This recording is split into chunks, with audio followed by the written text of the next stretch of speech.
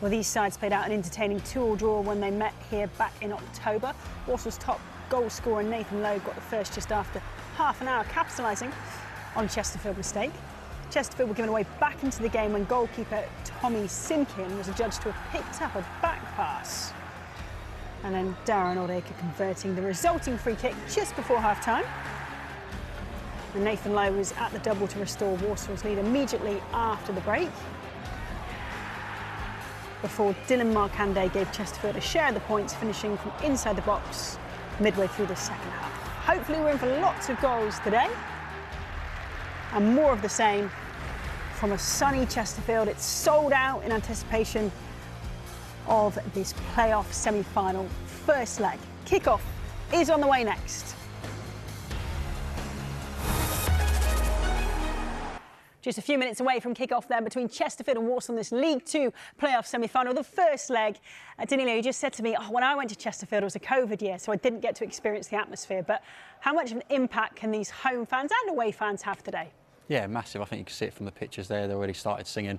They're going to be like that all afternoon, and they can really affect the game and the way the players are feeling when they need that push. Like I said earlier, the energy is going to be zapped out of them.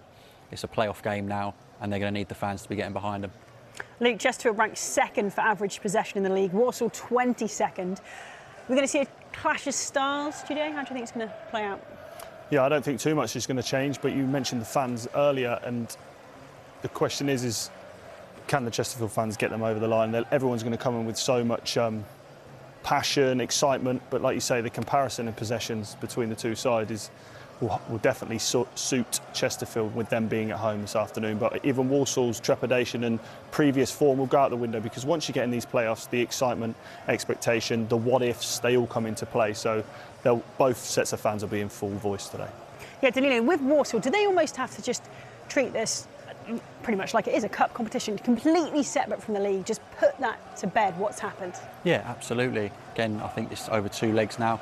The league's done, they're finished. There's nothing they can do to change that. What matters now is getting a positive result in these 2 playoff games and getting their chance at Wembley to secure the promotion that they probably felt they should have had earlier on in the season.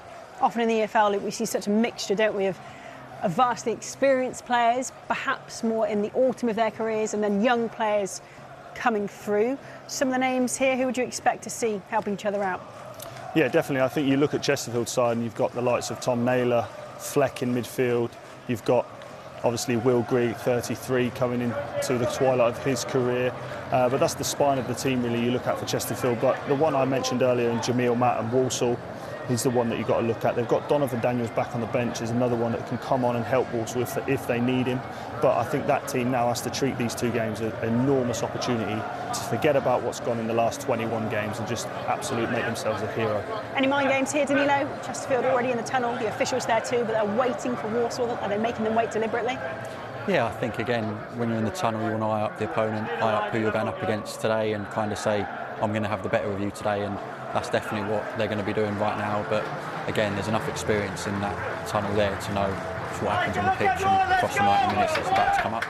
OK, we are ready. Let's get to our commentary team up in the gantry in the sunshine, Dave Edwards and Andy Bishop. Thank you, Michelle. Good afternoon, everyone, and welcome to Chesterfield for the most intriguing of playoff matchups. In the blue corner, the team that snuck in 9th going into the final day, 7th when the final day drama had come to its conclusion. A team chasing successive promotions after winning the National League last year. In the red corner, the team that had automatic promotion ripped away from them as the full-time whistle blew last Saturday. Top for so long, streets ahead for so long, going up until Bradford's dramatic late winner.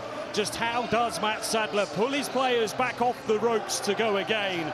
A true test of mettle for a team that seemed destined for League One, but now have to go again in their second shot at promotion. So let's take a look at the teams. Chesterfield fans have been refreshing their feeds all week long, hoping for good news concerning several injury doubts. None of those concerned are fit enough to start. Armando Dobra, who cleaned up at the club's end-of-season awards, but who has missed the last 4 games with a groin injury, is named on the bench, as is Jack Sparks. It is an unchanged team from the final day win at Accrington. Will Grigg, who scored 12 goals in just 21 starts this season, including 3 goals in his last 3 games, now chasing a 7th promotion of his career. Ollie Banks and Paddy Madden both unable to feature because of injury. As for Matt Sadler, he makes 1 change from the Walsall side that finally found a win for the first time in 14 games on the final day. Taylor Allen, a defender with the numbers of a forward, 17 goal involvements this season and named in the League Two Team of the Year, as was Connor Barrett, but he misses out of this semi-final completely, serving games 2 and 3 of a suspension. The experience of Albert Adoma, 3 times a championship playoff finalist, and Jamil Matt, who comes in as the 1 change to the team, himself twice a League Two playoff finalist, could be crucial. Matt Walsall's leading scorer this season, still at the club with 12 goals. Write us off at your peril, the words of Matt Sadler, whose side led League Two for so long, who spent over 80% of the season in the top 3. A punch to the gut last week when that long-awaited win still wasn't enough, but a win that he will hope will have changed momentum. Back from injury late in the season, John Fleck, a player Chesterfield wish they could have had available all season. What does he add to this team, Dave Edwards? Well, he brings a calm and influence to that midfield. We know Paul Cook's team like to play at the back, and then he's that next stage, receives the ball on the half turn, and then has that technical quality to then find his 4 players, and loads of experience as well, which can be really important in these pressure games. And Taylor Allen for Walsall, he's been their Mr. Consistent and Mr. Versatile this season. 10 goals, 7 assists, most appearances from defence. Real quality coming out of defence on that left-hand side, but also from set pieces. That left foot is terrific and it can cause a lot of problems. Paul Cook says Walsall will be walking into a ferocious atmosphere this afternoon, and he isn't wrong. The man who led Chesterfield to League One 11 years ago, looking to do it once again, having led them back to the EFL last season. 46 games, 9 months of toil for a ticket to the playoffs for the team who find themselves the last one standing at Wembley in 15 days' time. It is the greatest of triumphs. Early opportunity here for Walsall. Fired at goal by George Hall, kept out by Ryan Boot, and perhaps just that start that Walsall were looking for. Yeah, absolutely. We know they're direct. Long ball up the pitch. Jamil Matt physically uses his body so well, but the guidance on that touch was terrific. And then George Hall, who's come back in the team, adds pace to the team, gets his shot away, tests the goalkeeper. That's important. A smart save from Ryan Boot. Here comes the corner, and difficult one to deal with. Well, Walsall are coming out swinging here, playing with purpose, with intent in these opening seconds, and we know as well, Dave, just how important set pieces have been for Walsall this season. Especially with Taylor Allen over the ball, such quality for those in-swinging corners. Now they get to go from the other side, whipped in, nodded away. No respite for Chesterfield in these opening seconds. The ball played into the box by Jess. He's got underneath that one a touch too much. Well, I mentioned that for the team that triumphs in the playoffs, it is the greatest of glories. But for the 3 that fall, their promotion dreams will turn to nightmares. That is the risk. That is what they're all playing for over the course of these playoffs. And Matt Sadler has spoken very highly, very defiantly about his side and their chances of still winning a promotion. They weren't considered for promotion at the start of the season. No one was mentioning Walsall. They'd have took a top 4 finish when we all got underway back in August, but it's the fact that they led for so long, which now means there is a tinge of disappointment that has hung over the tail end of their campaign. They come forward once again. Fadson has to deal with it. Poor kick out, which found its way to Hall. Shaky early on from Ryan Boot.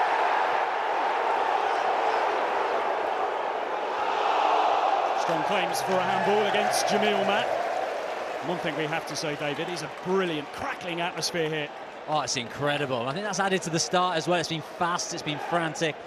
These Chesterfield fans are making a real noise, but the Walsall fans away to our right-hand side as well are very, very noisy. And they've settled better into this game. I think Chesterfield just want to start to take their time, get into their passing routine, try and start moving Walsall around the pitch. 1,043 Walsall fans here today, as there will be Chesterfield fans at the Bescot on Friday night. Noise coming around all four sides of this stadium right now. It is a day to cherish with so much on the line. Now, can Chesterfield get a feel of the ball, get a grip of possession? They are a high possession team, second highest on average in League Two this season. There is a real contrast of styles here today, Dave. Absolutely, that's why it makes it so intriguing. Both teams completely different runs of form. Chesterfield absolutely flying. Walsall falling out of those automatic spots so late on in the season and not quite making it. But the styles of play as well. Said Chesterfield like to get the ball down. They like to play football, play through the thirds, whereas Walsall can be a lot more direct. But both effective, both scored a lot of goals. Two best goal scoring records in the league. And this is going to make it a fascinating watch. As Dave said, the two top scorers in the division this year. 8 goals shared between them in the two meetings as Will Grigg goes down. Chesterfield have themselves another free kick. Players are pumped up for this one. And the fans are. The Chesterfield fans screaming for that foul. They've had such a good finish to the season, haven't they? And that man there in particular, Will Grigg, has as well. The experience they got through the spine of their team could be really important. You look at in the centre-back area, McFadzean, you've got Fleck and Naylor in midfield, Grigg up front. Players have played right through the divisions, and these pressure games, that experience just could be vital. Well, we've had 4 games in the playoffs so far. We haven't, as of yet, had a home win in any of these first legs. Victories for Sunderland, Sheffield United and Wimbledon. The opening semi-final in League Two last night. Here comes the free kick. It's nodded away by Okagboy. First chance for Chesterfield to ask a few questions here. Players stacked up inside the penalty area. The cross sails behind harmlessly.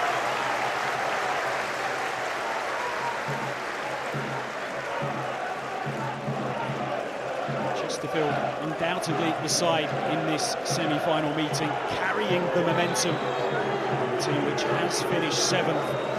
To win promotion in 7 of the last 15 seasons. Walsall ending the campaign in 4th, narrowly missing out, of course, on automatic promotion. The team that's finished 4th have won their way to League One just twice in the last 16 seasons. Just look at that momentum that Chesterfield have had in the last 13 games. The best record in League Two, 28 points picked up. That's what Walsall have to face here today as they look to go again. Feeling perhaps for some while that nothing has been going Walsall's way. We think back to that game on Easter Monday at Newport, the 101st minute when they thought they'd grabbed a late winner which was chalked off for handball. And you have to give credit as well to Matt Sadler and his team. They kept on persevering, got a win on the final day. They did what they needed to do on the final day, but Bradford in the end did what they needed to do to get themselves into the top 3. Yeah, that's where they need to take some real confidence, because going into that final day, they weren't expected to go up. Everyone expected Bradford to win, but they did what they needed to do. They got the win. They played under that pressured situation, and the form they've had leading into that, that's important. They need to lean on that into this game. As I said earlier as well, that's these Walsall fans that start the season to finish so close to the automatic positions. I think they would have taken that, so perspective's always needed. But what a roller coaster of first season for Matt Sadler in management. Was calm around the mouth of the tunnel as he watched his players warm up. Matt Sadler has great faith in the team that he has built.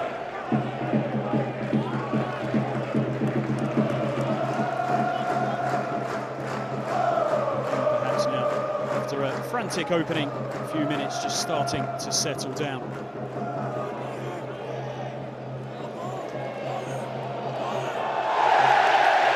Clip there, which allows Chesterfield have themselves a corner.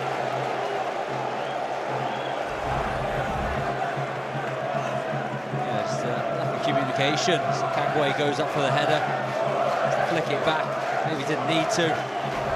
Simpkin scrambling to try and keep it in. I don't want to draw this sign of pressure onto you unless it's needed.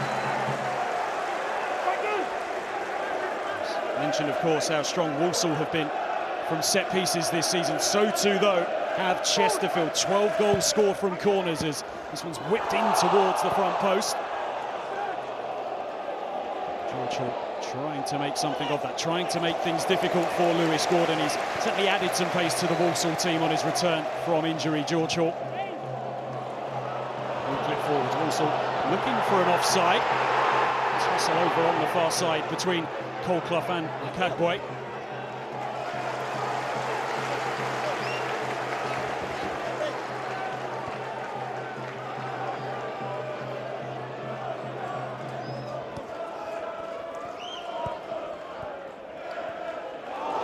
Neatly worked, and Colclough, neat twist, neat turn. Can he pick somebody out? It goes all the way across the front of goal. And it took a touch on the way through. Chesterfield will have another corner, but it could have been so much more. Agonisingly close for Chesterfield. Lovely feet and balance from Colclough. Finds that space, and a bit of a hopeful cross into the box. A thrown leg at the ball, nearly diverts it towards that far post. Simpkin was just hoping it was going to disappear the other side and not in the back of his net. Heart-in-mouth moment there for Walsall. Good period now for Chesterfield as Mandeville puts plenty on this corner, a delivery of depth, and Simpkin is able to make the claim under some pressure from Tom Naylor.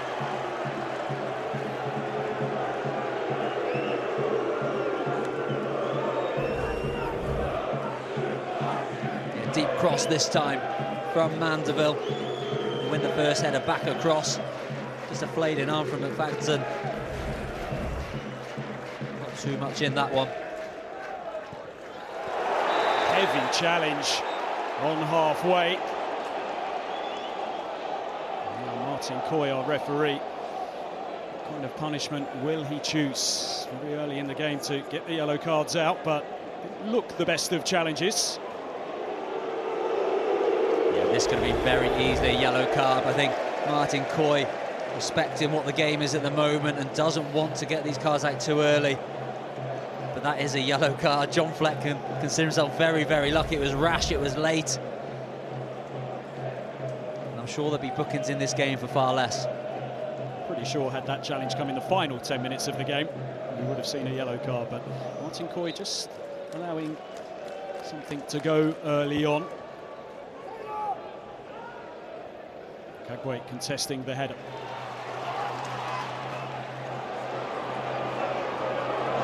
Gordon, but he's forced Simpkin a little wide, and the crowd trying to play upon what happened with Simpkin a few moments ago. Possession given away, Grigg there to win it back for Chesterfield.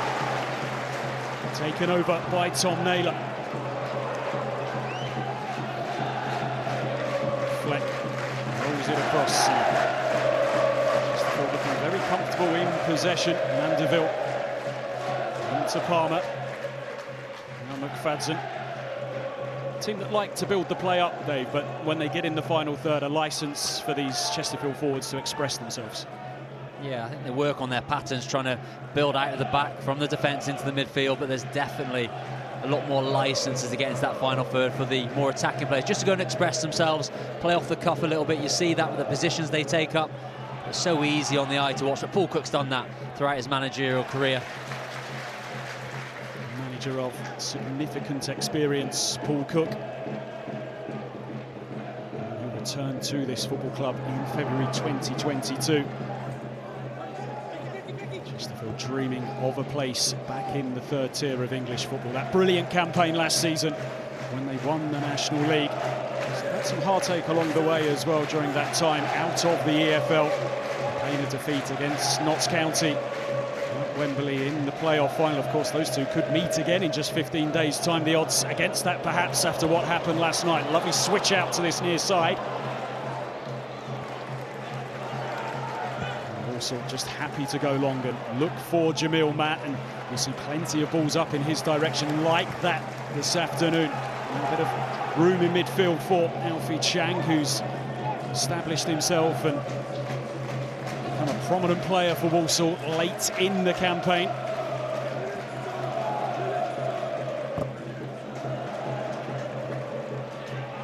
Gordon does like to motor forward. He was hoping there that Jamie Jellis was going to be pushing on.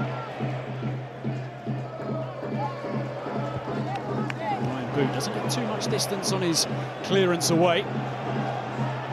Jamil Matt just bumps his man out the way. George Hall thought he was through there, but that contact deemed to be a little too much by the referee. I'm not sure it was a foul necessarily, but he's impacted the play, coming back from an offside position. Good start, Jamil Matt. He's taken the pressure off his team when the ball's been played into him. His ball retention's been excellent. I think it's more the offside here. Uses his strength, stands his ground, but he's affecting play. The goals haven't really been in rich supply for Jamil Matt as the season's drawn to its conclusion, but he offers so much to Walsall, and as I mentioned ahead of kick-off, the experience that he has of these playoff situations as well. Twice a League Two playoff finalist with Plymouth back in 2016 and Newport 3 years later. It's really been difficult for Matt Sadler and Walsall to replace Nathan Lowe, the best player in the league up until that January window. Recruited different types of players, persevered with playing two up front but didn't quite work. Play this more box midfield now, which I think gives them a little bit more control in games. They've seen that in the last couple of games of the season. It's about who's going to play that lone striker. I think Jamil Matt, if he's fit and firing, then he's the man to do so. Now another decision for Martin Coy to make a very heavy challenge by Michael Olakigbe. And it will be the game's first yellow card. Good to see that Harry Williams, in fact Taylor Allen, is back up on his feet pretty much, but it wasn't a good challenge again, Dave. No, really poor. I think he slips a little bit maybe as he goes into it. You see that left leg just gives way, so there's no malice in it. He's not raised his foot or anything like that, but his body has crashed into Taylor Allen, and it is a booking. But you do get these sorts of tackles in these sorts of games when there's so much pressure. All these players have been going to bed last night, couldn't wait for kick-off. You want to play in these sorts of environments, these sorts of games, and sometimes they can just get the better of you early on. Certainly been an afternoon here where you could just feel the anticipation building up as we drew closer to kick-off. Seasons on the line. Chesterfield coming into this semi-final tie ever so slightly as the favourites with the bookmakers. Not a great deal between it, but it's that momentum that they've brought through the end of their season, which has many people fancying them booking a place at Wembley on Bank Holiday Monday. Kagboy sends it forward. Willing runner, but that one had too much on it.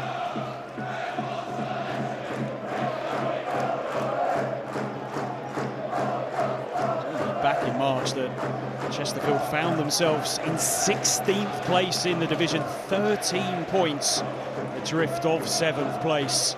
Some run from Paul Cook's team. I think after that loss to Colchester back in March, it really felt like mid-table obscurity was going to be Chesterfield's finish to the season. That's that promotion from last year. High expectations this year, but it wouldn't have been the worst thing, but that form has been incredible. Jellis almost able to steal in there. Mandeville with a timely challenge. Chesterfield asking why an offside flag didn't come.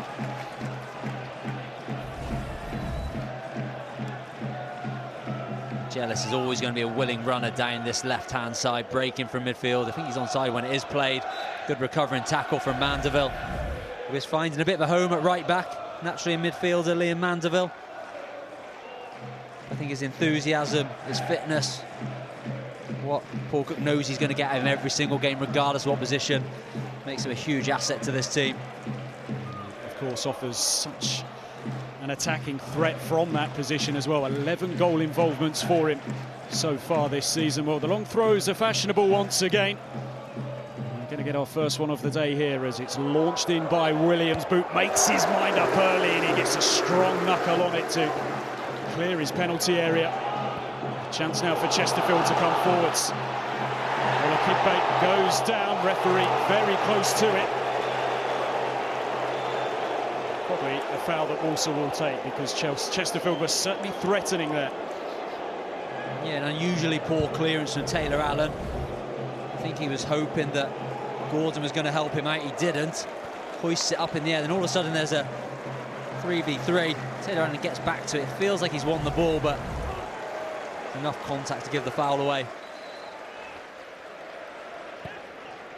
Mandeville the target. Gordon comes across. And they have a bit of time here as Mandeville gets himself back up on his feet. Well, a kick bit.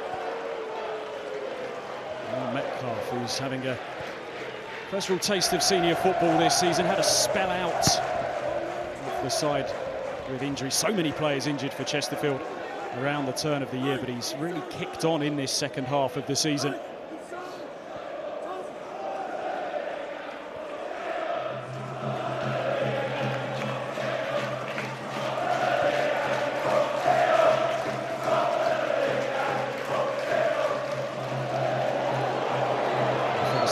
This afternoon, the Chesterfield fans just reminding Walsall of where they were and where they now find themselves.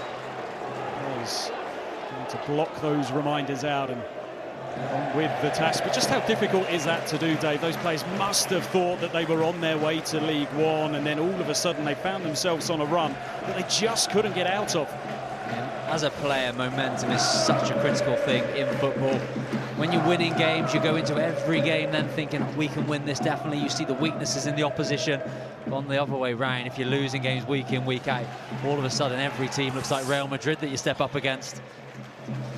Those numbers that you just saw telling the story, the dramatic fall-off that Walsall went through. Chance to save their season, to still play League One football next season. Chesterfield looking to take that away from them.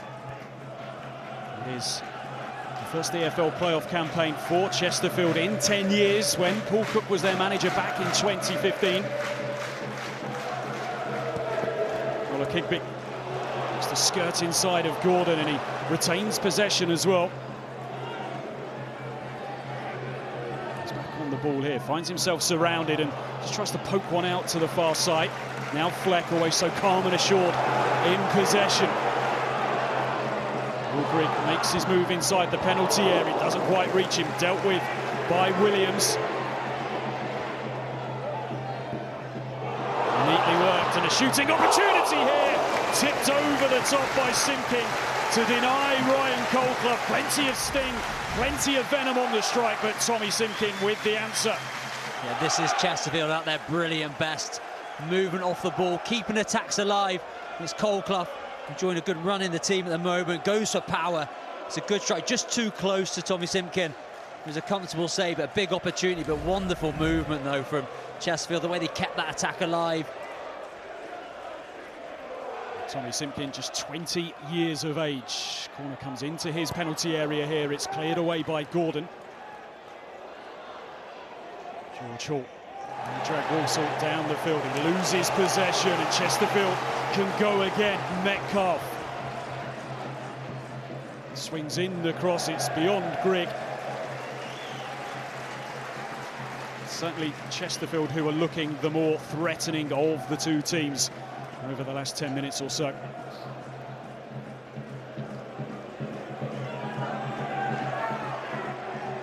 Well, no man deserves to be here more today than Phil Kirk. Chesterfield fans will be delighted to see that he is here to watch his side, a man who has done so much to help this football club. So much work has been done behind the scenes to set Chesterfield up for the future, to give them a platform to build on. They are a football club that feel they can operate and operate successfully at a higher level.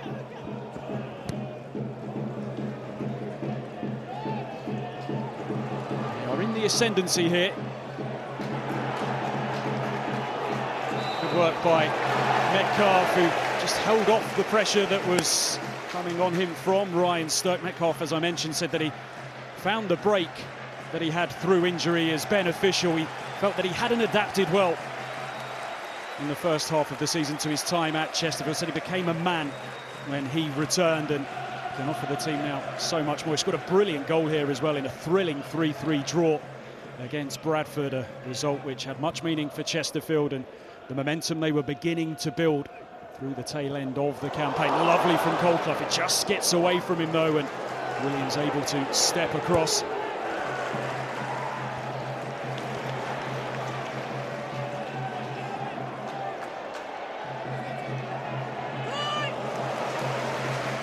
Good work from Lewis Gordon.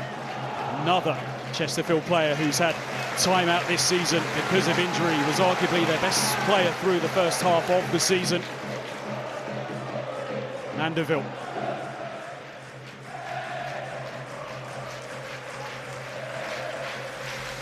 I say Chesterfield are so in control now. Walsall started well, but since that opening foray they had into the Chesterfield box, they forced a save. They've not really been able to impact them, and now this is where Chesterfield are at their absolute best, because the way they control games and build up the pitch and push the opposition back, when they do lose it, they're in such a good position just to then go and counter-press, go and win it back, retain possession and start an attack all over again. It can be very demoralising for the opponents when you're playing against this style of football. Warm day here as well. Conditions will certainly play a part as the afternoon wears on. Holcroft just can't quite bring it under control. The intention to find him applauded by all four sides of this stadium. We mentioned that Chesterfield are a high possession team. Walsall find themselves as the side that had the third lowest possession in League Two this season. You would think Paul Cook will be happy with the way now that his side are starting to impose themselves on this first leg. Yeah, absolutely. I think the last 5 to 10 minutes you really see what Chesterfield are all about. So comfortable in possession. It's their best form of defence as well. Keeping the ball, not allowing the opposition to get any sort of head of steam up. And like I said a moment ago, as soon as Walsall win it back, Chesterfield are in such good positions just to go and press quickly, put them under pressure, get the ball, recycle possession and start again. And it's hard work, especially out there in this heat for these Walsall players. Sent long by Simkin. Jamil Matt once again the target. That might be a key battle between himself and Carl McFadden here this afternoon. Matt looks to bring it down, and he's just a bit overzealous there as John Fleck did well to step across him.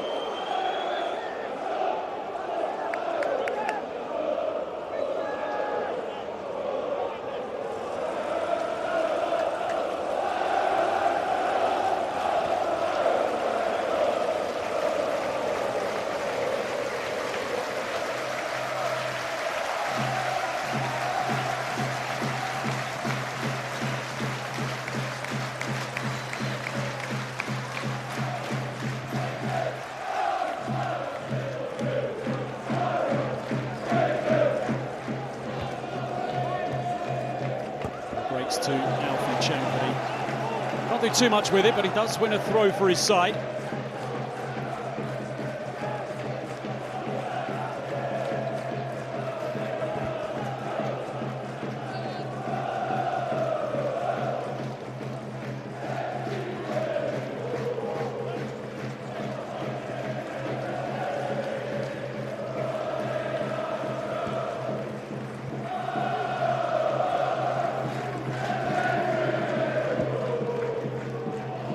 Room in the middle of midfield for Ryan Stirk. Now Taylor Allen. Liam Gordon. Player that loves to get forward. He scored a really important late equaliser over Easter for Walsall in a draw at home against Harrogate. Simway sends in the cross. Matt was battling away to get on the end of it. He's been penalised for a foul instead.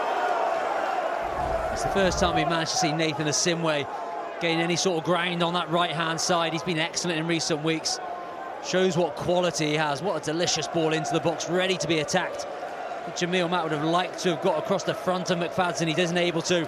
Has to use his hands. He gives a little nudge in the backs. Good defending from McFadden. That's an area Walsall really need to try and take advantage of. He's in such good form as Simway since he's come into the team. Marauding runs down that right-hand side, can go both on his right foot and his left. He's looking to get himself involved once again, striding forward. Looking to get the better of Naylor, forced to check back. He's a very good carrier of the ball, and another illustration of it just there. Now Allen, who happily will step forward from his defensive position. Liam Gordon goes down, penalty to Walsall. Mandeville penalised, and the first real piece of drama in this semi-final.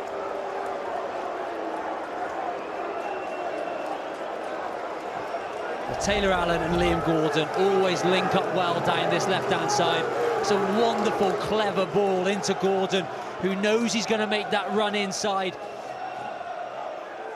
Ola Kigby doesn't see the run, so Mandeville has to race across, slides in, doesn't get any of the ball, cleans out Liam Gordon. It is a penalty, but what terrific play from Taylor Allen, and then Liam Gordon with a clever run. It will be Taylor Allen who has the responsibility here to beat Ryan Boot from 12 yards. Up he steps, he slots it in. And it's Walsall who strike first in this semi-final.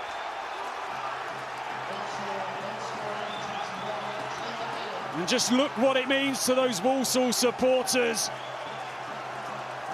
Well, they've come here today with their doubters, but it's Matt Sadler's side who lead. Euphoria in that away end. They've had to dig deep in this first half so far. They've had to defend, they've had to work hard, and then they get that one moment of quality from Taylor Allen, and then he's the man who they want to take the penalty. Such wonderful ability with that left foot, dispatches the penalty, but it's all about that pass. Brilliant from Taylor Allen. He gets his side in front. What a season he's having. Two examples there of why Taylor Allen was named in the League Two team of the season. That brilliant threaded ball through, which led to the penalty, and then the composure with the responsibility upon his shoulders to put Walsall ahead here this afternoon.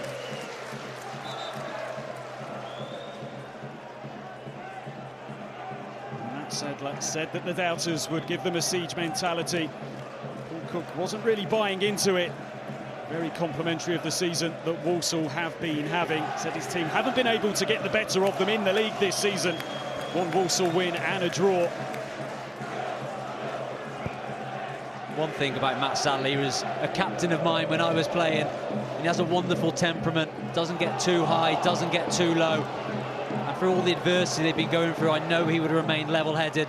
And you can see that passes on to the players, the way they've approached this game so far. They've been under pressure, they haven't panicked, slowed the game down when they've needed to. And it's important you take advantage of those little moments you do get, and they did on that occasion. Goal coming as well, Dave, after a sustained period, really, in which Chesterfield will feel that they were getting on top in the game. Can Chesterfield find a response here? There'll be twists and turns aplenty throughout the 180 minutes or more of this semi-final as the ball's taken on by Metcalfe. Brilliant defending, really impressive defending by Okagwe, who read the situation well. Yeah, first time they find a little bit of space in behind Chesterfield. The first touch from Metcalfe is really good, but he just can't deal with the pace of Okagwe, who recovers extremely well. Knows he's going to win that sliding tackle because he makes up the ground so quickly.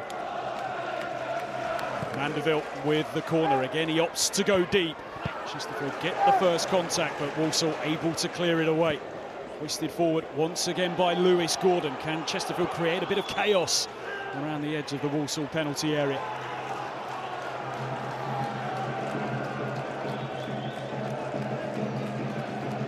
And really, with the situation that we find ourselves in, we've seen a reflection of what happened when the sides met in the league here earlier in the season. Walsall didn't have too much of the ball, but they made the most of their forays forward as Gordon wants to send this one back to Simkin.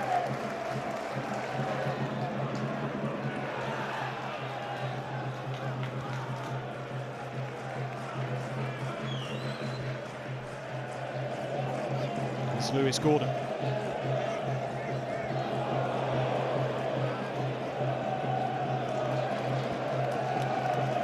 Steps in, a little bit scrappy. Now Walsall look to build again. It's loose though from Jamil Matt.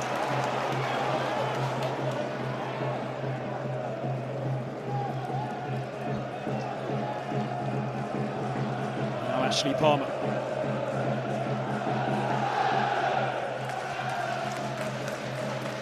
Now it's the Walsall fans who you can hear very noisy, boisterous to our right-hand side.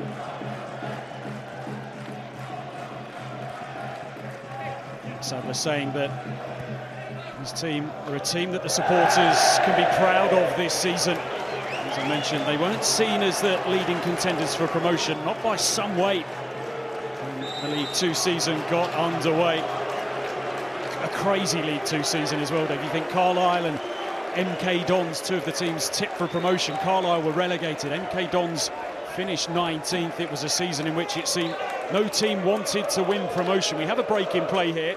Tommy Simkin has gone down, and on this rather hot day here in North Derbyshire, both sets of players taking the opportunity to make their way over to the far side and take on board some liquid.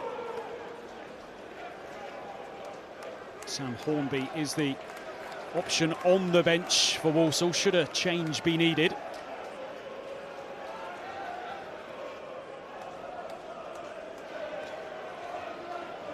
Did have a spell in the team through March and April. Sam Hornby started 5 successive games, conceded 8 goals in that time.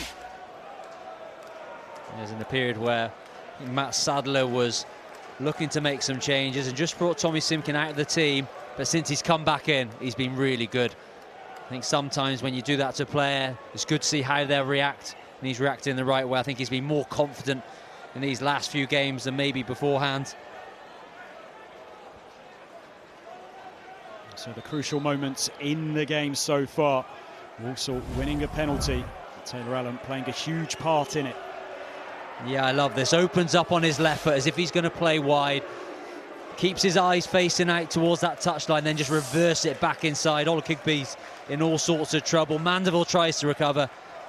It's a definite penalty. And this was only Walsall's second touch inside the box, the first since the first minute. And it was a calmly dispatched penalty from Taylor Allen, 11th of the season.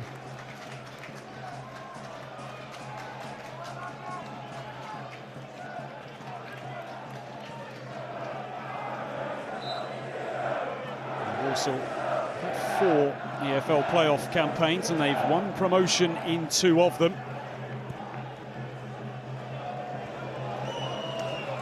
Famous win in 2001 when they beat Reading after extra time in a thrilling game in Cardiff at the Millennium Stadium.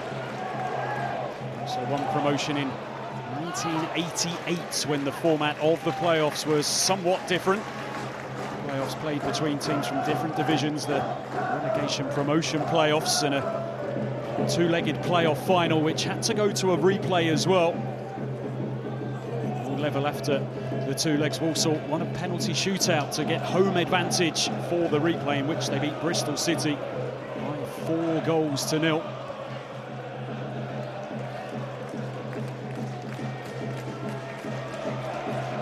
Be interested to see how Chesterfield do react to that goal.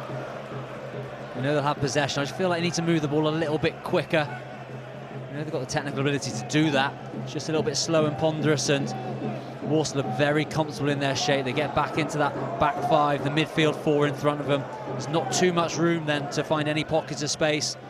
The likes of Colclough and Olakigbe aren't able to get on the ball as much. The advanced midfielders of Metcalfe and Naylor not managing to find too much space. They're being marked by Stirk and Chang as well at the base of that Walsall midfield. So it just needs ball speed the way they move it around.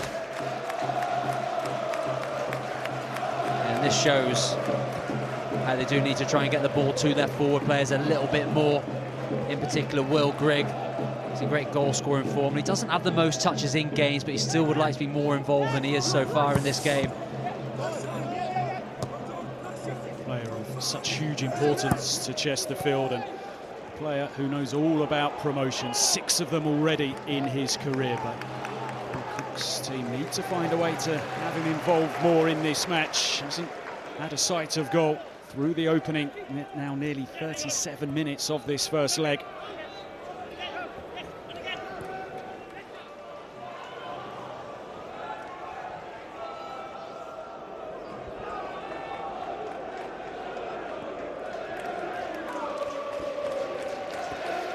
Chesterfield in need of a spark as that one is sent long and it's pretty aimless.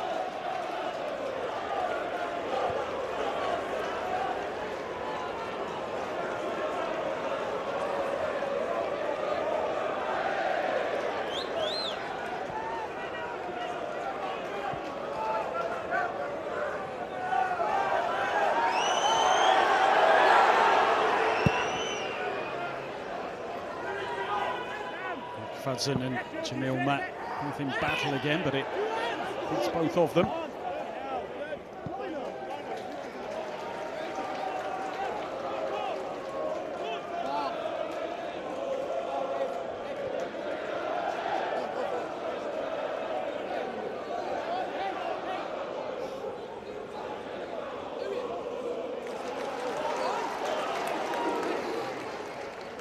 Kagwe with the throw. Hudson will try and shepherd it out of play, but once again, Hall looking to make a nuisance of himself.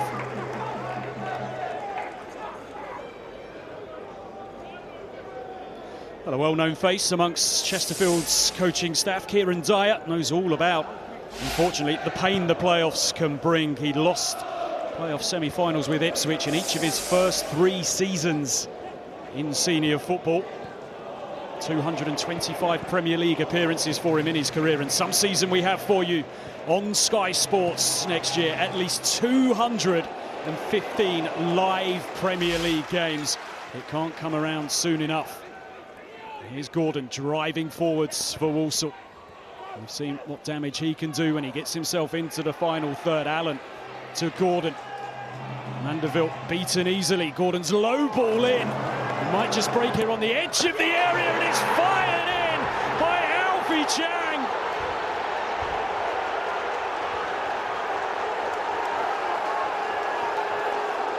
What a position Walsall now find themselves in.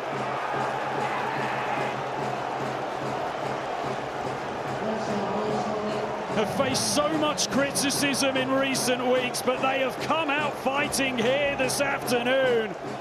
Paul Cook's side now 2-0 down. Brilliant strike from young Alfie Chang. You know, playoff football isn't about being dominant, it's about being efficient, and that's what Walsall have been every time they've gone forward. They've created good moments. Gordon again down this left-hand side creates a lot of trouble. Then just for a moment, Chang hesitates on the edge of the box, doesn't think he's going to get there, and then he decides to go. And it's a good job he does, just concentrates on technique, concentrates on contact, strikes it so true, through bodies. Ryan Boot doesn't see it till it. What an excellent finish from Chang. Write us off at your peril. Remember, were the words of Matt Sadler. Alfie Chang with his first senior goal. It comes at the most opportune time.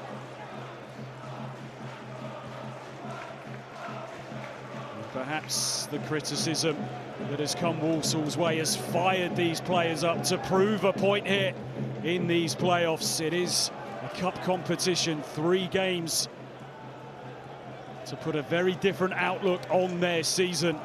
And this certainly not the situation that Chesterfield were expecting to find themselves in. Home teams just haven't made it happen so far in these EFL playoffs.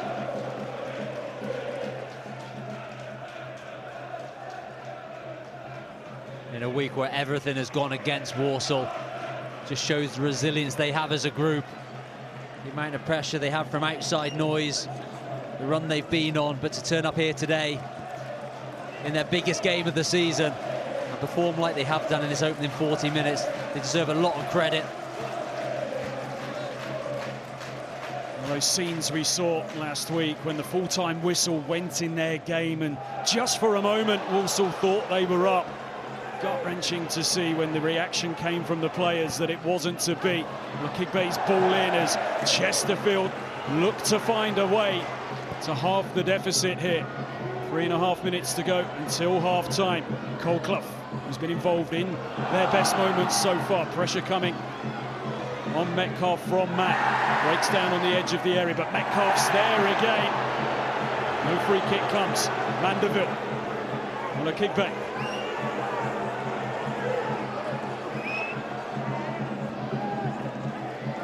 Palmer, there is a long, long way still to go in this semi-final.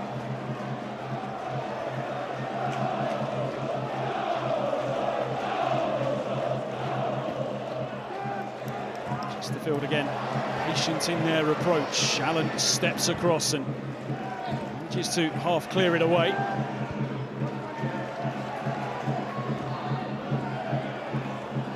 Kickback. Allen's slides in, impeccably timed challenge, which just serves to fire up those Walsall fans even more. Yeah, defending resolutely, Walsall. Chesterfield have an opportunity. If they can move the ball a little bit quicker, like I spoke about earlier, but then get it side to side, and then they can create overloads in those wide areas. Can they get the fullback and the winger doubling up on Walsall's wing-backs? And trying to get crosses in from there, try and drag the centre-halves out of their positions. But at the moment, it's just a little bit too slow from Chesterfield, and Walsall are very comfortable in the way they get in their shape and they move across the pitch. Well, they've had several set-piece situations in this first half, Chesterfield. Can they make it count here? Can they change the mood? Can they change perhaps the team talk at half-time of Paul Cook?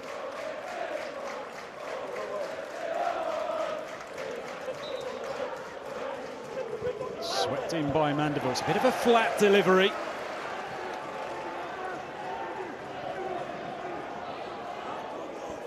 Of course, we know, Dave, that moments matter in the playoffs, and Chesterfield know that just one moment in this game can massively shift the momentum in this tie.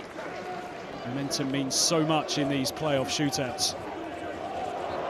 Lost in the middle of midfield by Fleck, a red blemish from him.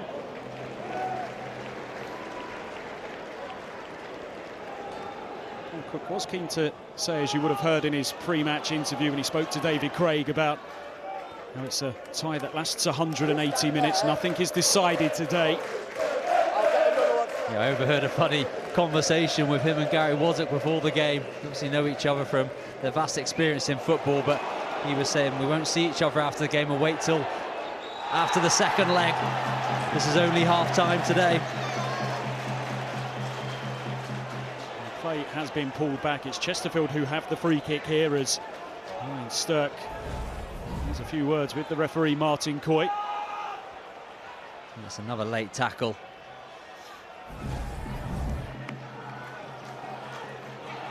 It's a strong challenge which came in as well from Ash Palmer.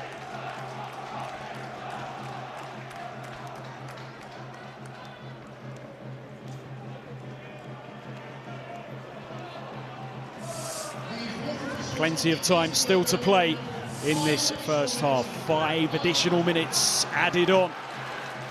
It's been some first half for Matt Sadler's Walsall. Can they get through to half-time with this 2-goal lead? Good work by Gordon on the far side. Fadson pushes it forwards. Rolled out of play. It's not been pretty the last few minutes from Paul Cook's team, and you can see his frustrations at the way that this afternoon is unfolding. Yeah, Liam Mandeville just picking up a position inside the pitch there, drifting inside. We've seen that a lot, whether it's Colclough rolling in from the left-hand side, Mandeville rolling in from that right-hand side. But that's where Walsall are really strong. They have 4 central midfielders in that area. I really do think they'll be better to keep Mandeville really out wide, try and double up with Ola Kigby and try and overload Gordon in this left-back position for Walsall. But at the moment, everything's real central. They're trying to find those little cute passes, and at the moment, Walsall are dealing with it incredibly well. It could have been a costly slip by Liam Gordon, but he did remarkably well. Now George Hall looking to cross, and it's cleared away. Not cleared away too far. It's back with Gordon once again. Walsall have got their tails up here, sensing perhaps that this first half might get even better still for them. Gordon's low ball in, cleared away, helped on its way by Mandeville, but now with Taylor Allen.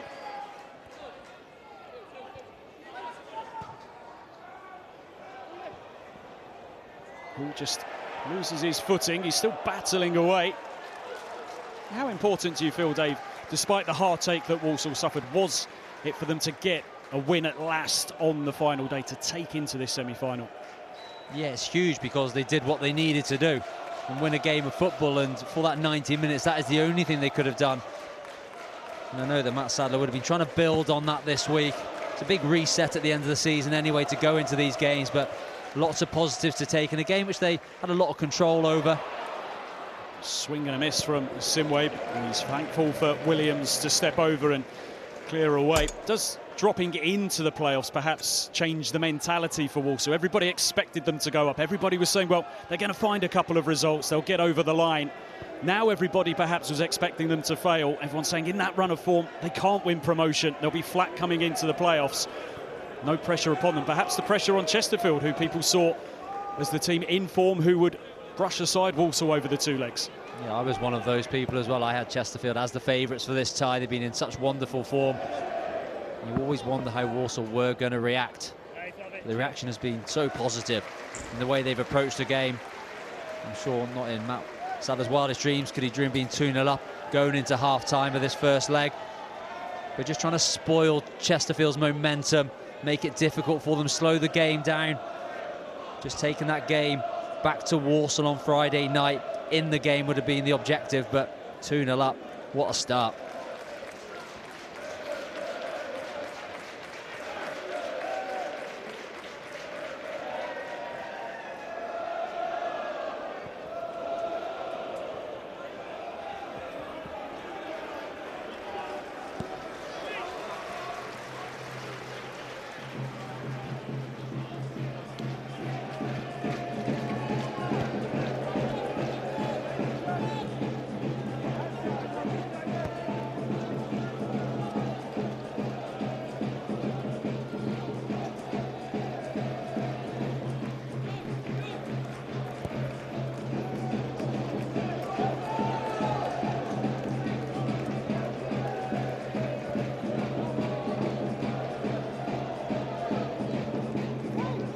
Forwards by McFadden. Gordon has to work it back to John Fleck.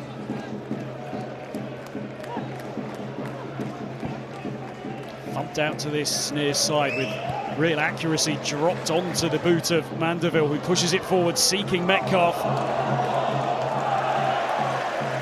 So what do you think the message, Dave, will be from Paul Cook to his players at half-time? They find themselves in this situation, 2 goals down.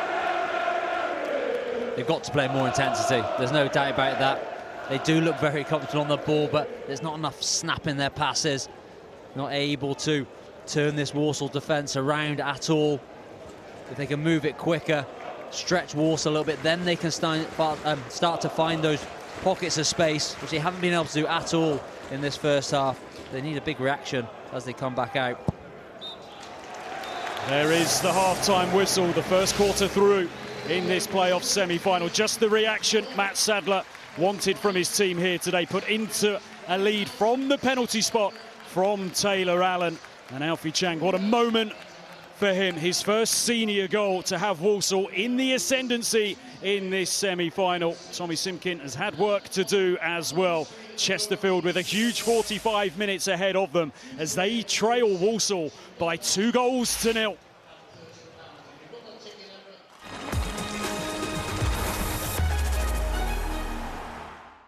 Well, a busy first half in this game. A penalty awarded when Liam Mandeville brought down Liam Gordon, and the referee pointed straight to the spot. And it was converted brilliantly by Taylor Allen. 1-0 at that point. And then the Saddlers doubling their lead when it fell to Alfie Chang. Edge of the box, and you don't hit them sweeter than that. His first senior goal, and what a time to get it. Sander Schauffele looking to defend his 2024 PGA Championship. Day 1 begins Thursday afternoon at 1 p.m. on Sky Sports Golf. While Chesterfield manager Paul Cook cutting a frustrated figure on the sidelines. His side need to find a way back into this one, and the second half is next. The badge on the bonnet. When you're up against the established badges, you have to earn it. You have everything to prove. Prove the form, inspirational design and styling. Prove the function, 7 all-terrain driving modes. Prove the range, a super hybrid system with over 700 miles driving. When you get the car, you get the badge. That's on us. JQ.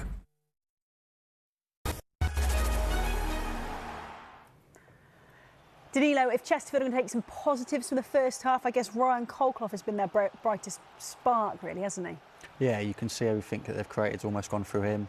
He's had an excellent chance here where he cuts in, has a shot and the keeper makes an excellent save here. He almost hits it too cleanly there. You almost kind of want to miss it and it might find its way into a corner. Luke, at half-time, Paul Cook will have had some serious words in that dressing room. It's credit to Walsall and how they've defended that they've limited the Chesterfield chances, but what's he saying to his players now? I think he'll be fairly happy with the possession-based game that they've had. That's the way they like to play, but it's the fact that Walsall have taken their 2 opportunities when they've come round and limited to Chesterfield to creating those chances. I'm certainly sure that they're going to come out and really have a go at Walsall now because they need that next goal, but Walsall's plan is coming together perfectly as it stands. The next goal in this tie feels massive, doesn't it? Let's get back to Dave Edwards and Andy Bishop. Thank you, Michelle. And as Luke said, Walsall really have taken their chances so far here this afternoon with this 2-goal lead.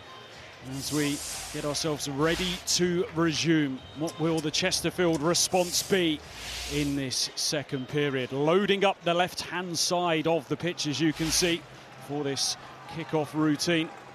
First half in which Chesterfield had so much of the possession, but didn't create a great deal with it. Will we see a bit more efficiency from them in the final third? Such a long way to go in this tie, but Walsall in a very good position right now as McFadden launches it out to this near side. Header is won by Naylor. Now Will Grigg bursting into the box. Simway stands his ground, but Chesterfield starting the second half like Walsall started the first. Exactly the same, wasn't it? A long ball. Probably the most we've seen from Will Grigg as well. A couple of touches early on, good run, forces the corner. What a great opportunity now for Chesterfield to put this Walsall defence under some pressure early on. They were the first out of the 2 teams for this second half, and I imagine there may have been a strong word or two from Paul Cook at half-time. In comes the corner, headed away with distance. Lewis Gordon has to play it all the way back to Ryan Boot.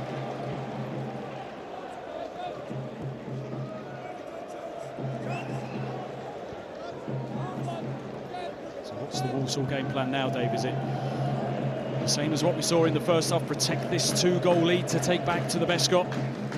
Yeah, just frustrate. That's what they'll be trying to do. Slow the game down at every opportunity. Really condense the middle of the pitch. Don't let Chesterfield play through that area. And then if they do get the moments on the counter-attack, make them count, just like they did in the first half. So efficient with their attacking. But more of it will just be really strong, solid foundations to build from. Mandeville. So creative from that right-hand side. Brilliant cross in. Naylor's header pushed away well by young Tommy Simkin. Yeah, Chesterfield have come out to the second half swinging. What a gorgeous ball into the box from Mandeville. And Naylor arriving from midfield, timing is perfection. It's not a bad header, just a little bit too close. The corner will be retaken. Just some words needed by Martin Coy. And that battle in the box, that fight for a bit of space. Some pieces were likely to be important here this afternoon in this semi-final. Can Chesterfield make one count? Take 2. In it comes towards the back post. Lewis Gordon finds himself under pressure. He groans around the crowd, but I don't think there was anything wrong there with taking the safe option.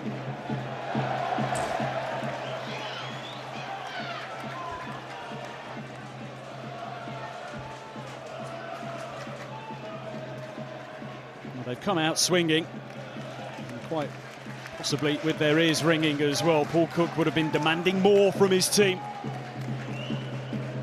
We've seen the possession game that they're all about, but we haven't seen too much punch from them so far in that final third. As Simway clips one forward, George Hall onto it, but the offside flag has gone up. Well, that one looked quite close to the naked eye. I might be wrong, but George Hall trying to get on the end of that through ball. Like I said, those counter-attacking moments will be key for Walsall.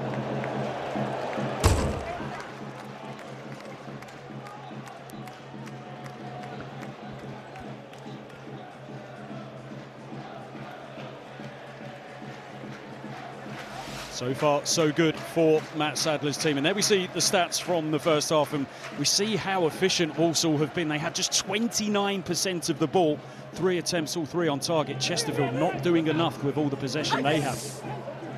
No, absolutely not. They haven't had the intensity needed for this second half. It started very different. If they can take advantage of it early on, really make a game of this.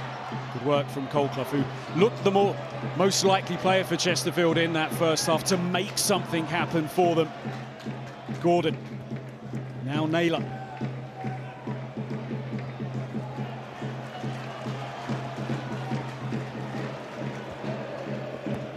Vanderville. Carford made a good burst forward, but Will Grigg couldn't quite link up with him.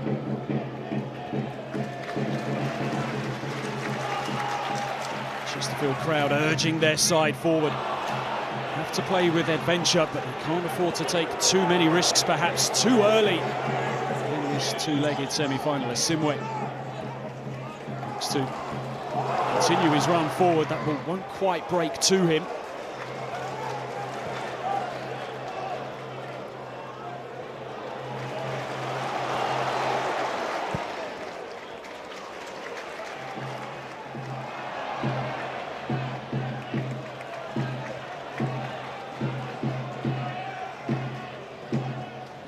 Room in midfield for Alfie Chang, scorer of Walsall's second, looking to create a third. It was a good idea, and again it was one of those bursts from George Hall from his position. Yeah, some clever runs from Hall, diagonal run left to right, trying to get in behind Carl McFadden. There's opportunities there. If that pass is put into the right sort of area of his pace, he's going to cause a lot of problems. Cut out by Simwe.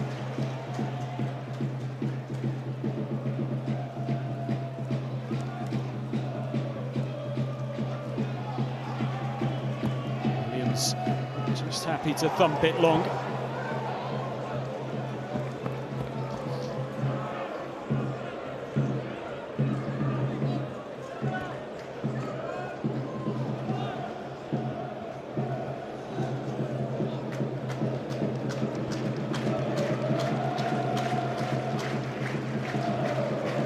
Chesterfield finished the season in 7th place, 7 points off Walsall, 8 points off Bradford City. So many injuries to contend with through December all the way through to March. 15 players out, as I mentioned, at one point in the season, and you do wonder if they had some names, some of those big names available for longer, whether they might have even made it into the top 3. We think of Shay Dunkley, who came to the club from Shrewsbury, as installed as captain, and he hasn't played since October. John Fleck not starting a game until April. Just 9 starts this season for Paddy Madden. A yellow card shown for Paul Cook. I've seen him be animated at times through the afternoon, and you have to be careful now. Yeah, I think he's frustrated with the amount of time that Walsall are taking to get the ball back into play. We said that'd be their tactics in this second half. Naylor.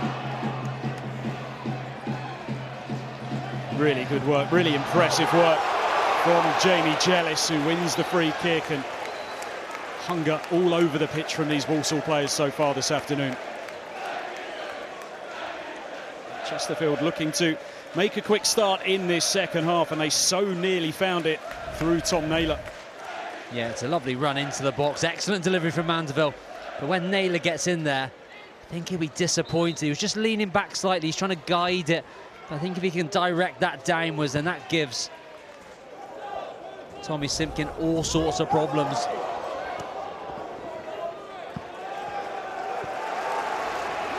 Tom Naylor, a player of huge experience, played a huge part as well in Chesterfield's promotion last season from the National League, scoring 11 goals. A season that was so good he was named Chesterfield's Players' Player of the Year and Supporters' Player of the Year as well. Here comes this long throw once again from Harry Williams. Plenty of distance on it. It's flicked onto the back post, and a shooting opportunity here, and it's touched behind by Tom Naylor. What a throw that was from Harry Williams. How do you defend throw-ins with a trajectory like that? Yeah, really is a weapon for Walsall, especially if they can win that first contact. They managed to keep the attack alive. The ball back into the box, important interception from Tom Naylor. Players crowd beyond the back post. Also have a deep playbook in these situations, and it's served them so well through the course of the season. 25 set-piece goals, more than any other team in League Two. But again, a bit of sorting out to do first for Martin Coy.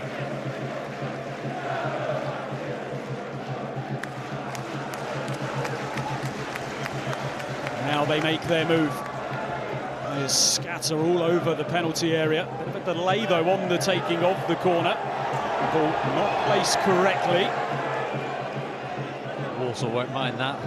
Look at some more seconds off the clock. Hudson and Williams battling again at the back post.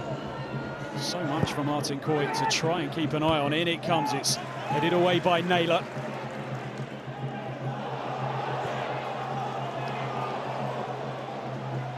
Tommy Simkin takes charge of the situation.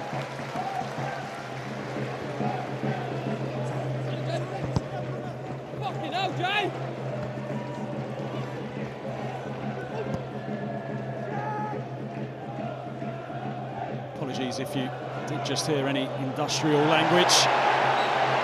Plenty of noise inside this stadium right now. Crowd appealing for a Chesterfield free kick, which they get, and they take quickly. Lewis Gordon.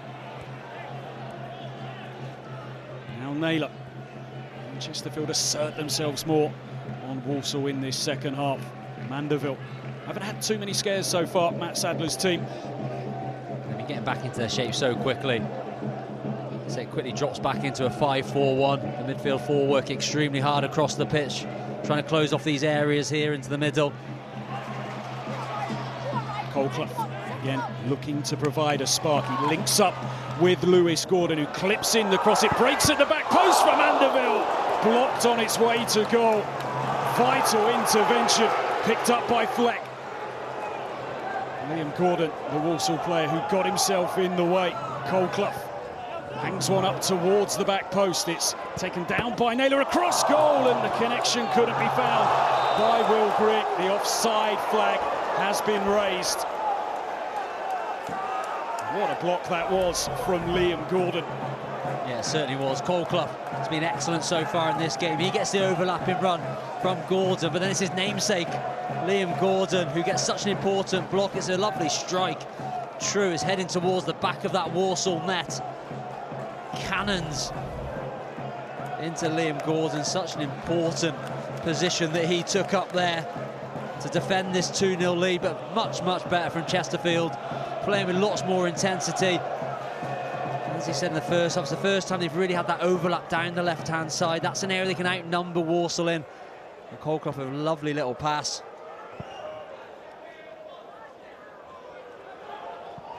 George Hall again on the search, and he manages to keep it in play.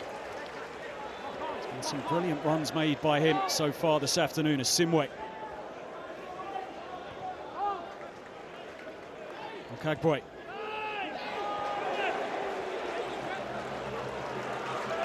Chesterfield will push for a way back into this semi-final, but they know it involves risk as well. We've seen how efficient Walsall have been with their moments in which they've gone forward so far here this afternoon. Lack of possession, not a problem for them.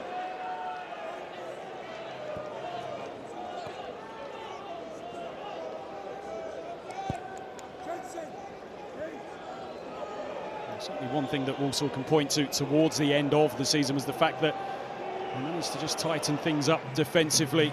2 clean sheets in their final 3 games. High hanging ball here, which Simkin gets a long look at.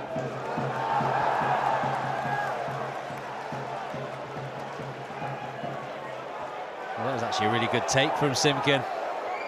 It wasn't there for him to go and catch it its full height. He had to wait for it to drop into the palms of his hand. He had lots of players in and around him.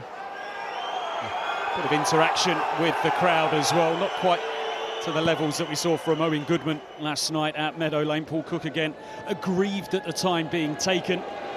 for the ball to be back in play. Jellis battling away with Lewis Gordon. Has to be a free kick, and the whistle does come. Problem for Walsall here. Alfie Chang has just gone down.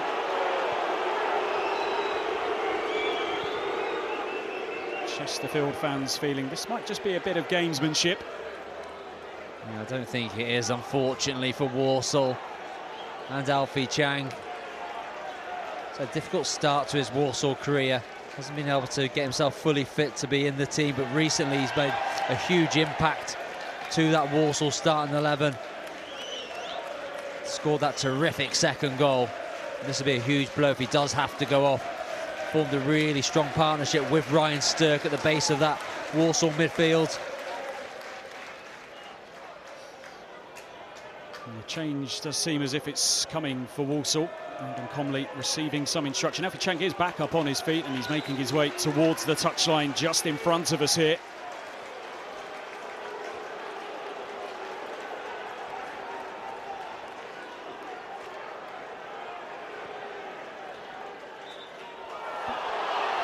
Chesterfield unable to get the game back underway.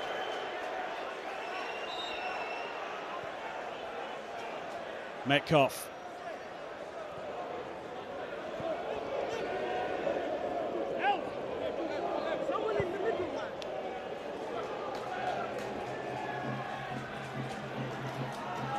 Alfie Chang still waiting to be waved back on by the referee.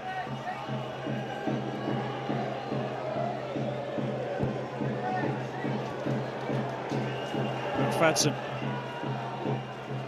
Now Fleck. He pushes it forwards and Naylor goes down. Referee happy with what he saw. Tom Naylor certainly not. Yeah, it did look like Harry Williams just clipped Tom Naylor. I think inadvertently, I think he meant to. It definitely impacted the run. He's got his arm around him as well. That's a foul for Chesterfield. And it would have been in a dangerous area. You see the frustration from Naylor, who's making some really good runs from that midfield area. We didn't see a lot of it in the first half, but he's really getting himself on the front foot in the second. Walsall back up to 11. Alfie Chang is back on and they are holding that possible substitution for now.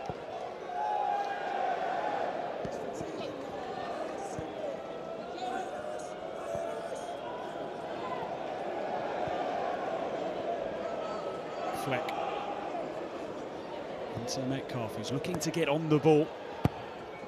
Mandeville hangs one up. Naylor has made his move forward. Okagwe heads it away. Jellis under pressure from Lewis Gordon. Asimwe composed inside his penalty area, and that one is going to run all the way through to Ryan Boot. I don't think Alfie Chang's too happy. He's hobbling around in the middle of that midfield area. Just Chesterfield just starting to get into the game a little bit more. These runs from Naylor, he's going again and again, and Stirk and Chang are trying to pass him onto the defence, but it's always dangerous when you do that.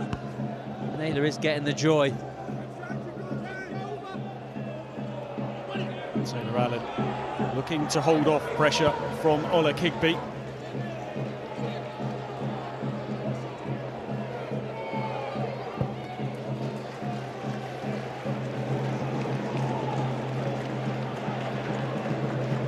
March, there were 26 points between these two teams in the table and 15 places as well when Walsall were leading the way in League Two, and Chesterfield found themselves down in 16th. Metcalf again finding himself in possession.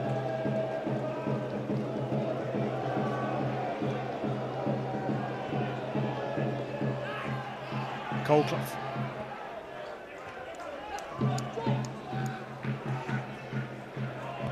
Walsall proving difficult to play through as McFadden sweeps one out to Mandeville on the far side, but it's just lacking a touch of accuracy, and now this Walsall change will take place.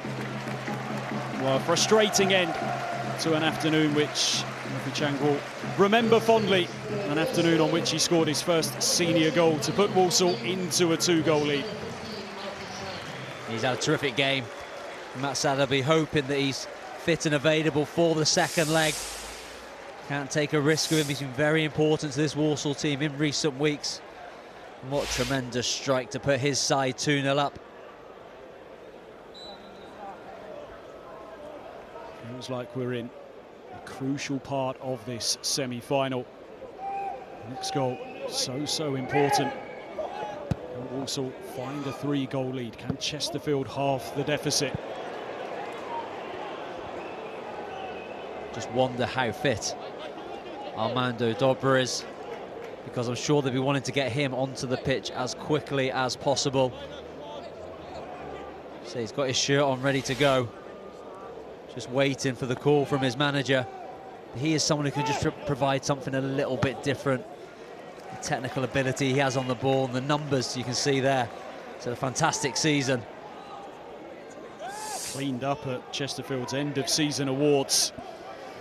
Missed the last 4 games of the regular season through injuries. Been training this week. There's been some strapping helping him out, and you wonder for how much longer Paul Cook can wait before he turns to him. Obviously, the second leg to come on Friday night at the Bescott.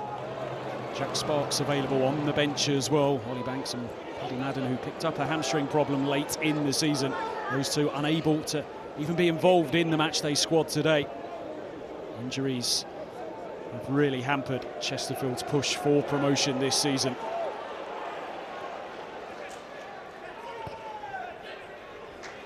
Metcalf. Again, the intention to find Mandeville, and it's a pass which doesn't come off.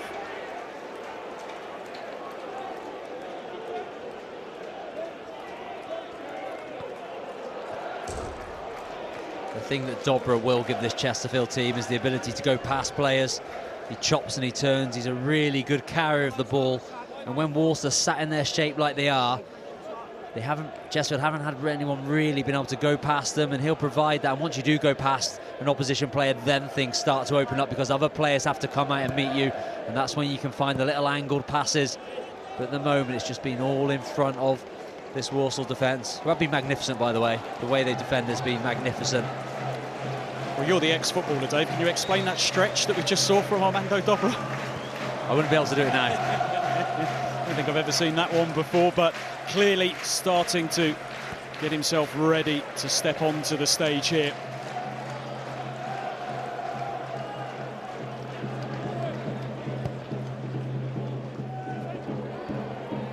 Williams wins the header. Waits for Jellis in midfield, and the contact comes from McFadden. Walsall free kick, and again it just breaks the game up. So here comes the change. The game-changer magic, perhaps, that Chesterfield need here. Michael Waller-Kigby departs. Here comes Armando Dobra. And that just raises the mood inside this stadium. A bit more belief, perhaps, that Chesterfield can drag themselves back in this tie. And substitutes have proven to be a rich source of goals for them this season. 17 scored, more than anyone in League Two through the 46-game league season. Asimwe brings it down.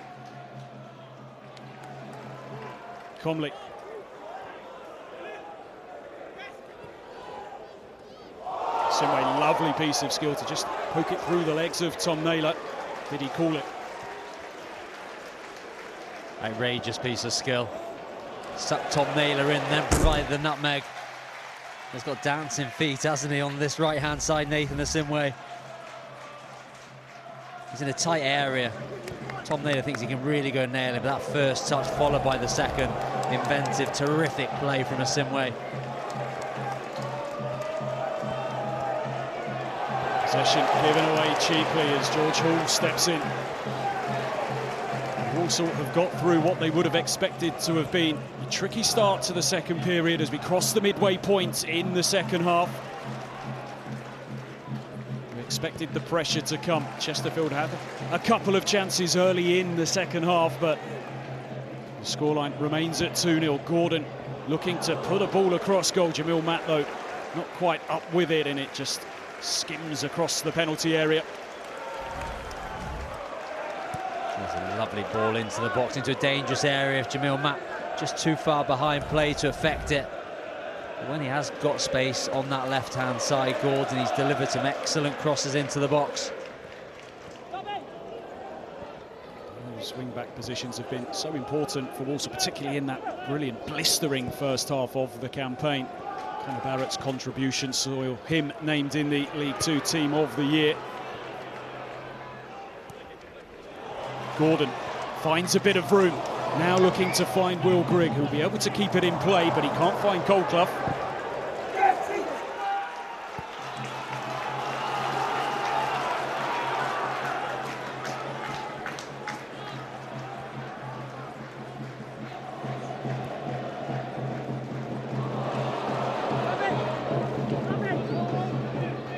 Dobra, that's what he's all about, shakes off the pressure, and finds Gordon. Goldclough outside of him with the ball at his feet now, looking to make a move towards the Walsall goal. Fleck. Goldclough once more. Is he going to line one up here? Instead he pushes a clever ball forwards to find Naylor, who rolls it right, and Taylor Allen gets himself in the way. Good spell there for Chesterfield. All started with Dobra turning and taking on players. Sprays that to this left-hand side. They just take their time. Wouldn't settle for Naylor. That just allows Taylor Allen again to get across. Corner flighted towards the back post. The header down and touched away by Simpkin. Bouncing off the crossbar. All that matters is that it didn't go in. Chesterfield coming close, though, to finding a response here. And once again, hung up towards the back post. Ashley Palmer's the one who meets it, heads it down, hits the crossbar not once, not twice. The crossbar saved Chesterfield on the last game of the season at Accrington, but it's their enemy so far today. In comes the corner, it's a good ball in as well, and Jamil Matt has to do his defensive duties. Mandeville.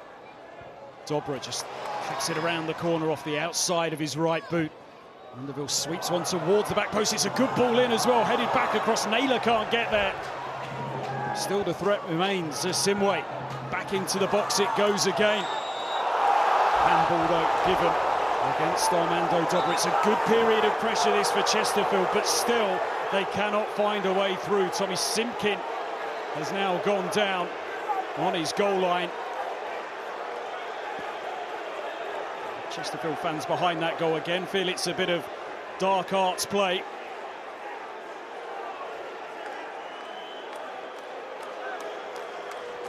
Yeah, Walsall are doing a terrific job at frustrating this home crowd, slowing the game down, causing real frustration for everyone here supporting the home team.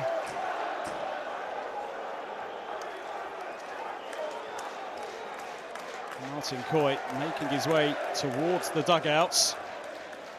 And he's reaching into his pocket once again, but it's because of something which was thrown down in the vicinity of Tommy Simpkin from behind that goal.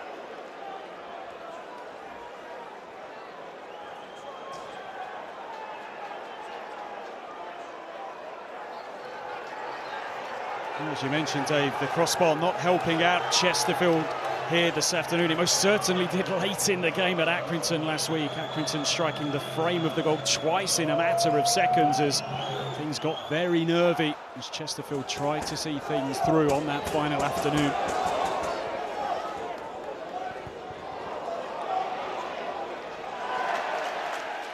Game allowed to continue. Naylor caught by Okagwe.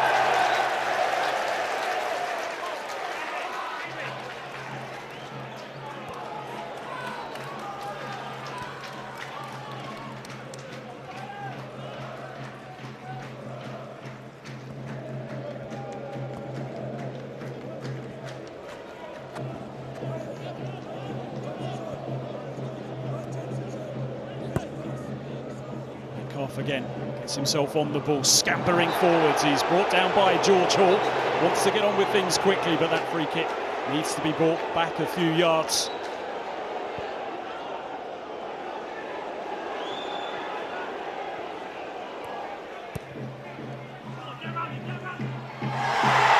Great with the challenge on Goldclough, and the game allowed to continue once again.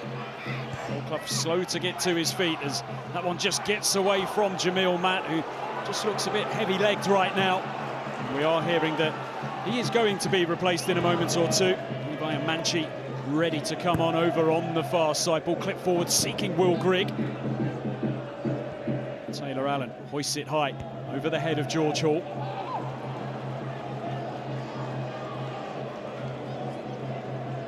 does feel perhaps as if Walsall are struggling to find a way out right now, and for how long perhaps can they resist this period of pressure?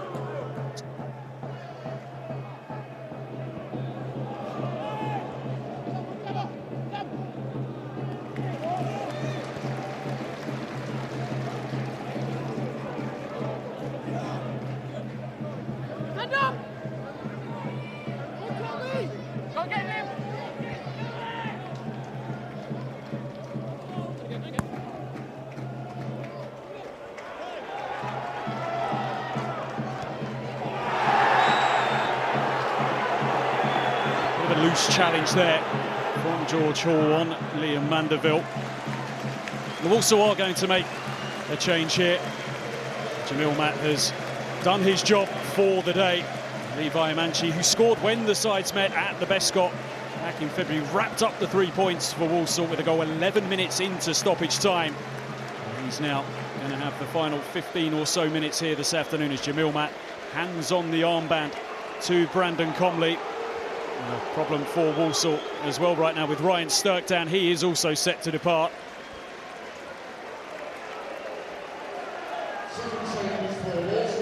Rest up, Jamil. You'll be needed again in 5 days' time for that second leg at the Bescot.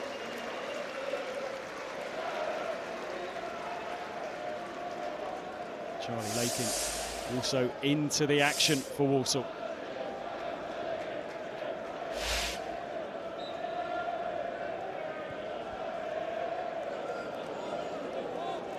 Chesterfield are going to shuffle their pack as well. And Pepple, one of those who is set to be thrown on here by Paul Cook.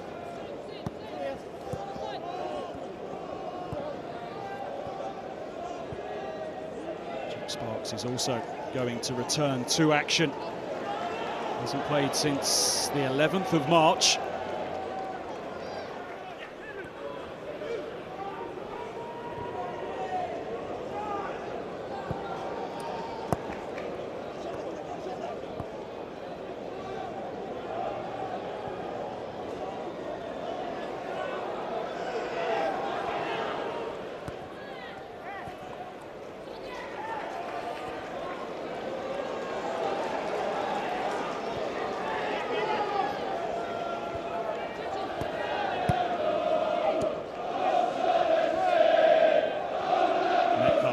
Strokes it out to find Gordon.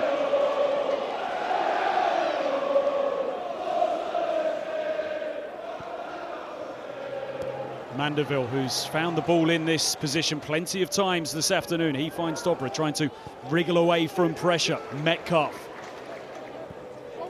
Dobra once again sends it into the penalty area. It's beyond Will Grigg. Brought down by Gordon.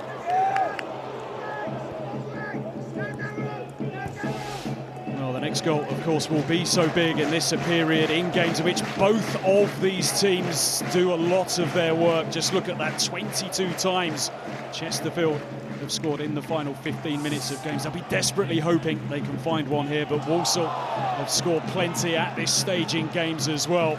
Don't take your eyes off this one. Chesterfield will be hoping they can continue that stat.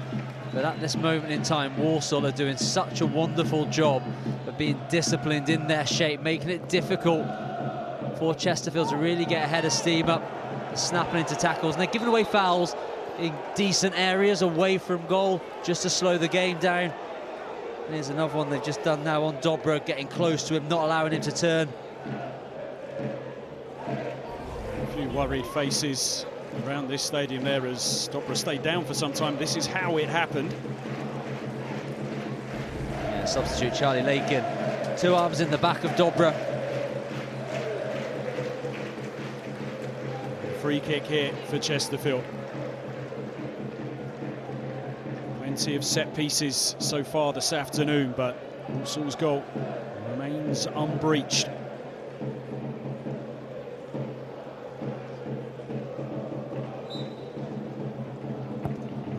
Once again with the delivery, but he can't clear Taylor Allen. Lewis Gordon now. Cole Clough. McFadden looks to cross, sees it charged down. And the outcome is a goal kick.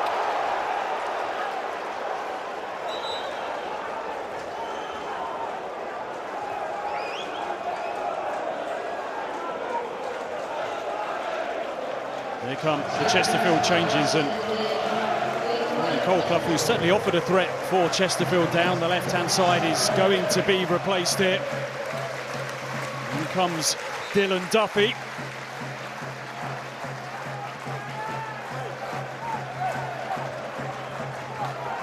Tom Naylor also departs. And in comes Ben Peppel, who's had a profitable half the season here after joining on loan from Luton in January. 5 goals in that time. So Paul Cook has made his move, but time ticking down here in this first leg. Yeah, some more attacking change. Peppel will come on and support Grigg, play a slightly higher role. 2 sitting midfielders now in Fleck and Metcalfe rather than just Fleck on his own. We just get someone closer to Will Grigg. They can go a little bit more direct now. Some runs in behind from Peppel will be important. Goal for Chesterfield in this final 10 or so minutes will give them hope heading to the Bescot. We know what the playoffs can serve up. 2-goal leads can mean little. Comebacks are plenty down the years. It all boils down to 90 minutes to save a season. Of course, we remember Doncaster last year and that brilliant result they had away at Crewe in the first leg of their semi-final, and it wasn't enough for them.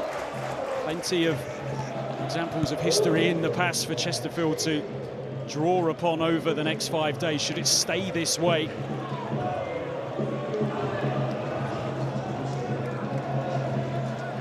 Real resilience being shown from Matt Sadler's team, and you imagine the mood in that changing room should they see this through after this game.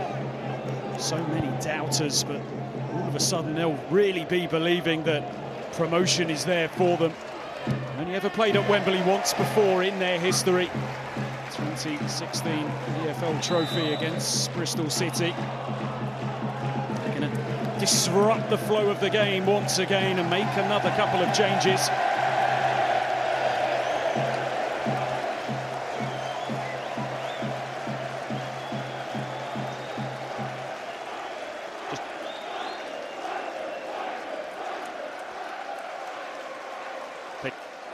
George Hall departs. Plenty of wise running from him this afternoon.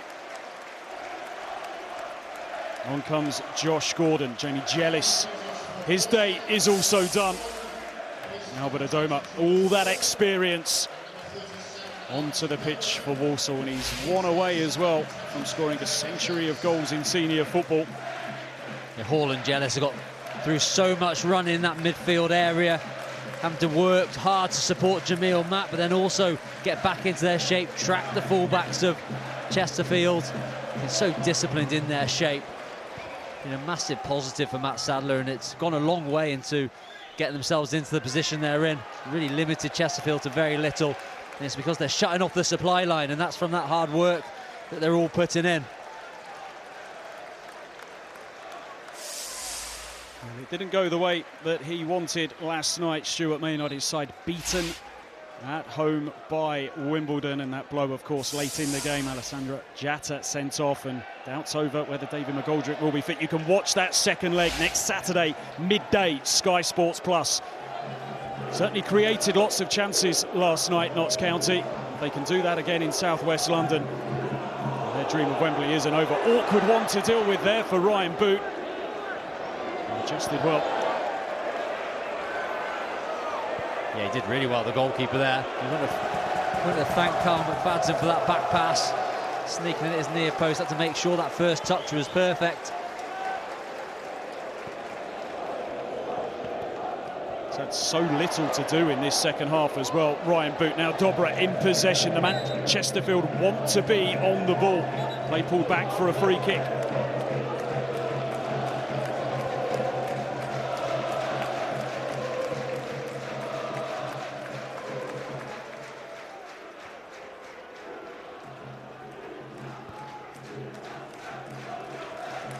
Metcalfe brushes it out to the far side to find Mandeville. Lakin steps in and can't quite take it with him, but again, it just breaks the play up. Walsall have been so effective at doing that this afternoon. Thumbs up from Matt Sadler, his side edging closer to taking a 2-goal lead back to the Bescott Friday night.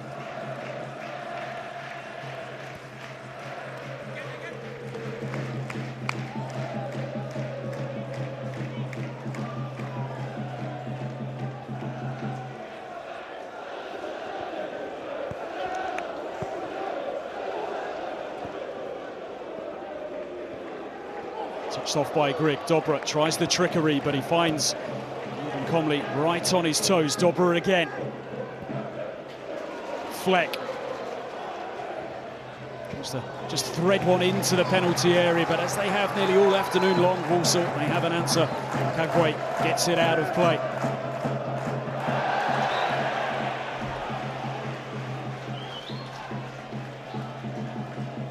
Of course, Walsall in the playoffs evokes memories of the club's history, and that man in particular, first team coach now Darren Byfield, scored the winning goal in Cardiff in 2001 as they won promotion in the League One playoffs, and that man played his part as well. Quite the character here today, working for radio, Jimmy Walker. Can Walsall repeat the trick once again and win promotion via the playoffs? Putting themselves in a good position, Dave. Yes, so far it's been an away day masterclass from Walsall.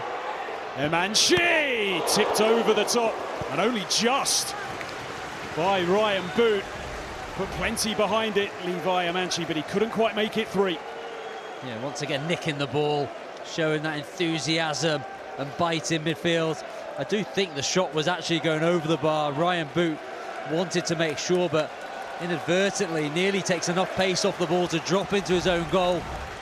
He looked calm about it, but it was close. The heart rate might have increased somewhat there as he felt the ball strike one hand, then the other. Only just got away with it. Allen whips it in, and Boot doesn't get there. The header down, and Chesterfield managed to scramble it away for now. It's back with Allen. Bit of room initially for Asimwe. Twisting, turning. And he still has the ball as well. Now Allen. Touched off to Lakin.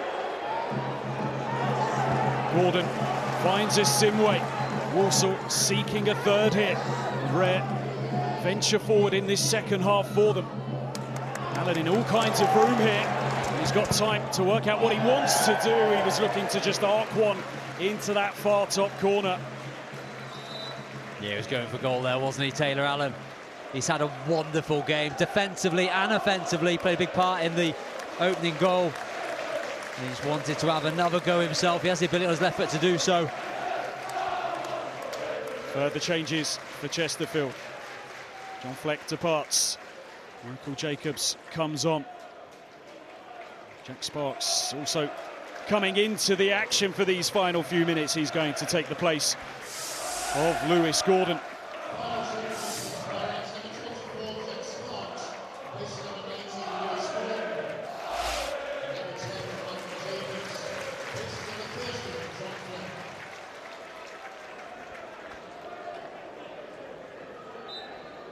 Played all his cards now.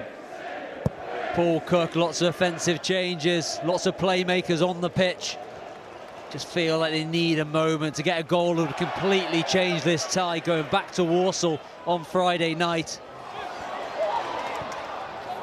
Will Grigg hasn't been able to really have a sight of goal in this game. In comes across Gordon, heads it away.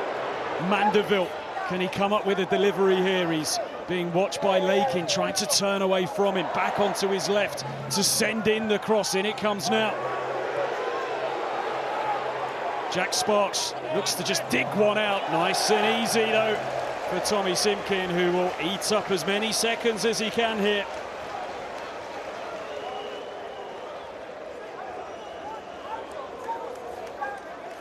Not the day that they were expecting here. Came here in buoyant mood, they came here in confident mood, and so they should have. That brilliant run through the end of the season which saw them heading into the playoffs with momentum. Walsall, well, they came here perhaps some of those supporters fearing that it might just not be for them this season, but renewed hope for them now.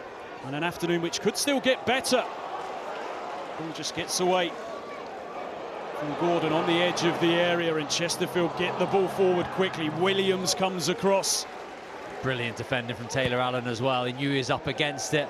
A strong run-in from Peppel, but got his body in the right place at the right time. And Harry Williams comes round and sweeps up for him. Once again, the communication and togetherness and discipline that back line has showed has been wonderful. Sparks. McFadden, can Chesterfield create an opportunity before time is up in this first leg? The next goal in this tie so crucial. It might not come today, but Chesterfield will feel if they can score it, perhaps in the second leg at the Bescot, it's very much game on.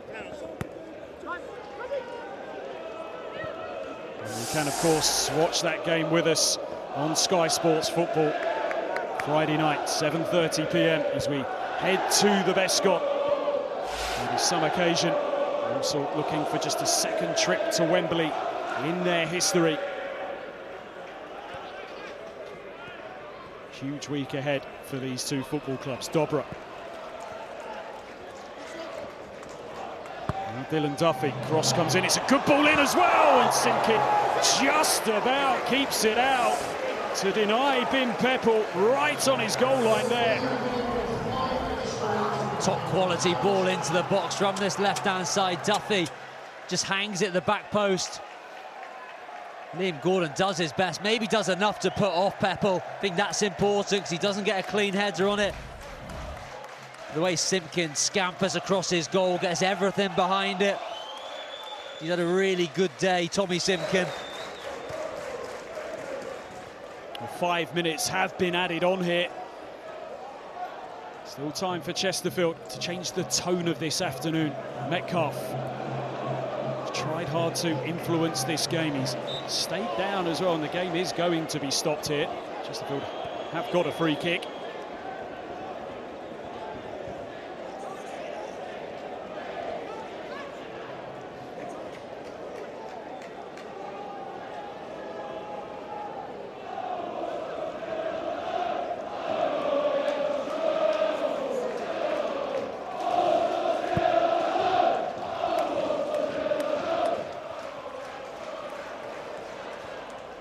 Comley won't get too much distance on that header away. Sparks, plenty of players queued up inside the penalty area. It breaks at the back post. Shot fired towards goal, cleared away by Okagwe. Now Metcalf, and just about does enough to work it to Mandeville, who had pressure coming there on his blind side, and a better ball there, and Adoma could have been in. Yeah, really poor pass from Lakin. Only needed just to guide it beyond that Chesterfield backline, and Adoma would have been 1v1.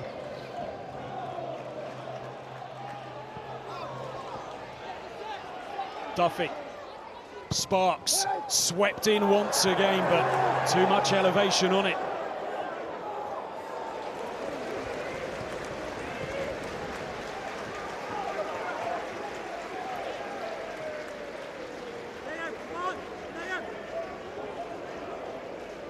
Big week ahead for Paul Cook. Big week ahead for Chesterfield as they plot away to get themselves back in this semi-final. Yeah, he needs to really get his side playing with a little bit more intensity. They've just lacked it a little bit today. When you've seen how they played in the final stage of the season, they haven't quite hit those heights. They've plenty of the ball, but just those final moments in attack haven't quite worked out for his team.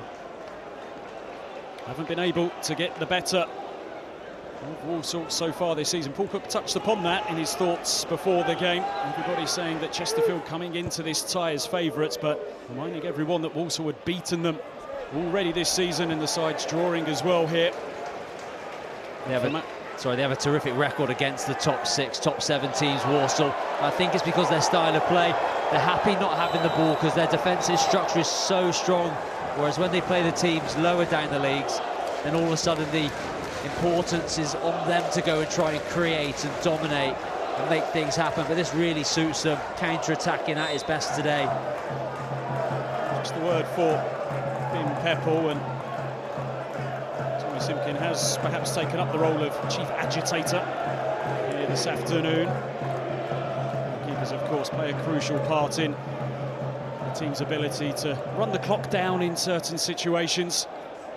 But for Matt Sadler and his players, well, we saw the scenes last week after they got that victory at Crewe. Just for a brief moment, they thought they'd got over the line, they'd achieved automatic promotion. It got teared away from them dramatically.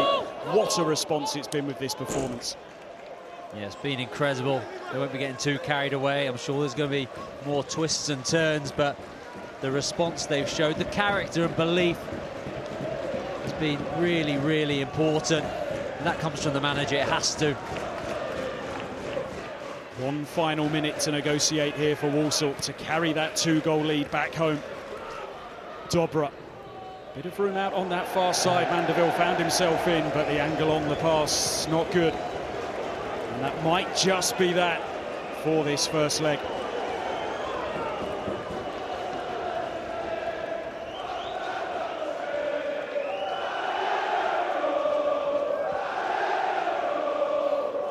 It is the Walsall fans who you can hear. Fantastic day for them.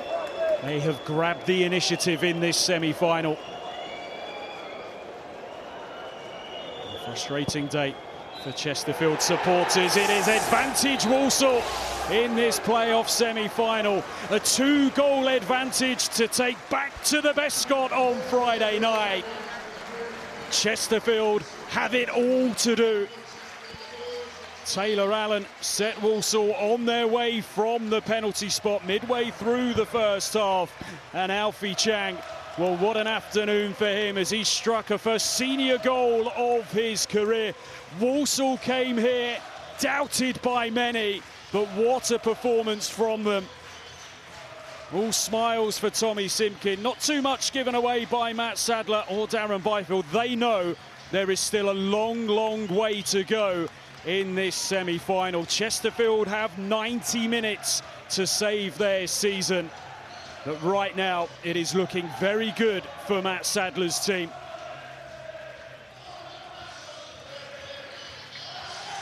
A game plan executed perfectly here this afternoon, Dave. Perfect away day performance from Walsall. They'd have wanted just to stay in the tie, make it difficult for Chesterfield, get them back to the Bescot, but they knew there'd be moments on the counter-attack to really take advantage of, and they did that. They were so efficient in the first half, absorbed pressure, very disciplined in their shape, turned it into a 5-4-1 at times, but when those moments did come, they attacked with numbers and got their rewards. Some tremendous quality in those big moments, especially from Taylor Allen, and they deserve this win today.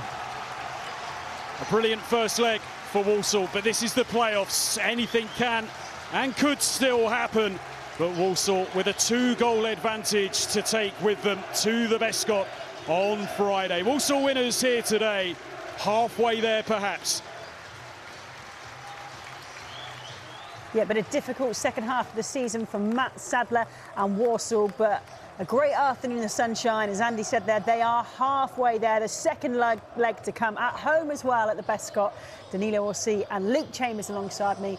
Danilo, this is perfect in terms of what you want from the first leg, isn't it, for the Walsall side? Yeah, absolutely. To go away from home and to take a 2-0 advantage now, back down the road with you, it's fantastic. It's exactly what Sadler talked about during the week, creating that siege mentality. And you could see it there with the celebrations at the end. He's got all the boys together applauding the fans, and you can still see that real unity between them. Only 4 teams in the history of the playoffs have come back from losing by 2 goals at home in the first leg. You feel Walsall definitely have a massive advantage now, Luke? Oh, huge, and going back home for the second leg is going to be enormous for them. But I feel that they've just completely what Matt Sadler said in his build-up to the game. The season's finished. It is what it is. We can reflect on that as we move forward. But today they've come in and really executed the game plan of they're comfortable not having the ball. But when those key moments, your Taylor Allens and Gordon down the left-hand side in the first half, they were the match winners for them. When the time was there to make the right pass with the right weight, to make the right decision, they were the team that came out on top. But you're looking at the the goalkeeper today, Simkin, was absolutely fantastic for them, and he kept them in the game when he was called upon, and that's what they're going to need going into next week. OK, let's get pitch side now for some reaction from the two goal scorers, Taylor Allen and Alfie Chang, are with David Craig. Taylor, Alfie, we can see the celebrations taking place over there. How big a moment is this for you? It's just one performance. We know what's at stake. We've obviously got 2 games to play against Chesterfield, so we knew what we had to do today, but it's a good performance. So yeah. Alfie, the game isn't over yet. It is only half-time, but coming into this, people were asking questions about Walsall, given the position you'd been in and where you ended up. Have you dispelled any doubters? Yeah, all we can do is take the win into the next game. Like, it's half-time, as you say, and just get the win. Yeah. Taylor, you had a big part to play in the first goal. The first bit, you play the pass in, you get the penalty. What's going through your mind as you step up? Well, the keeper just come to me, then he said I changed my mind. I said I didn't change my mind. I knew that usually go my safe way, but I'm just glad to slot it away, and then that kind of set us up then. With about 10 minutes where we got on top a little bit more, we get another goal, and then from them we defended really well as a group. So yeah, really happy. Those moments are always big at any time, but did you sense the weight of extra pressure? Not really. Obviously we get to half time, 2-0 up, and then we have a regroup in there, and we come out. We know what it's going to be like. They're going to come out after us. And we've just got to soak that up, and we come away with 2-0 today, which is really good. We get ready for Friday. Alfie, you got the crucial second goal, first senior goal for you. Now, being honest, we weren't sure whether you knew you were going to go and hit it or you weren't going to go and hit it. No, I thought it was falling just halfway between me and the other player, but yeah, I'm buzzing to get my first goal, and it helps us going into the second leg. How big a boost is this all round for everybody at Walsall? I mean, I know you've said it's just one game, but it was a tough place you found yourselves in. The reaction today, what does that tell us about the group mentality? It's not been the best last few months. We all know that, and the club know that, but the lads, the mentality is top. We've stuck together and we've got through it, and we're in a great position going into the next leg. Taylor, what happens over the next few days? We're stressing it's only half-time. We've seen these things turned around before. What's the approach from everybody? We just recover. We'll obviously be back at home, which we've done really well at the Best Scott this year. Our fans can really get behind us, but we've got to stay calm, go over the same things that we've done this week as well, and prepare for the game Friday. Well, listen, very well done to both you, but Taylor, very well done to you. You are the Sky Bet Player of the Match. Alfie, do the honours. Thank you very much. Thank you. Thank you. Cheers. Cheers, guys. Yeah, Thank brilliant you. from them both and from the whole Walsall team to come back after a disappointing second half of the season when they missed out on the automatic spots, but they take the lead to the Best Scott on Friday night. A reminder of those games coming up then in the League Two second legs of these semi-finals. And Friday night, Walsall-Chesterfield, kick-off is at 8. And Saturday, it's a lunchtime kick-off for AFC Wimbledon and Notts County, 12:30. That's over on Sky Sports Plus. And then the final is the final game of the season, May 26th at Wembley. And your F1 is back next Friday, Saturday and Sunday. Lights out for race day, 12:30 on Sky Sports F1. And Natasha Leon is back on the run and making her way across the country, one mystery at a time. Poker Face Season 2, new episode every Thursday on Sky News. Well, what a response from Walsall after missing out on the automatic spots. Danilo, Luke and myself will look back on this tie. Chesterfield with it all to do in the second leg on Friday night. We'll have your reaction in just a moment.